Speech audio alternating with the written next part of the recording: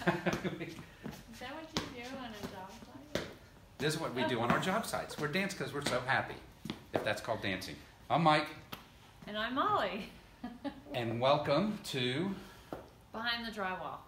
I had to think about that one. So we're bringing you the latest to our home edition that we've been working on, and we were hoping that it would be a drywall stage, but as you can see, it is not a drywall stage. It's invisible drywall. It's clear drywall.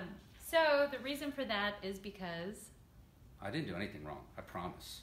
So the reason being, we had a fireplace, we were demoing it out, and it looked like it was really unsafe to begin with.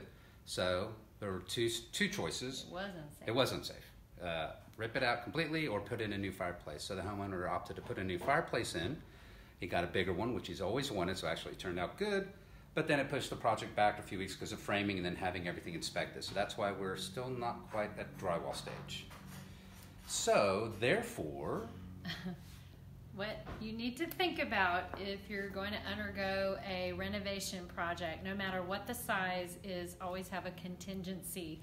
So what that means is whatever your final budget is going to be, add in at least 5 to 8 or 9% of that overall budget, and you might not even dip into it, but chances are you might a little bit because it's construction and things happen. This is reality TV.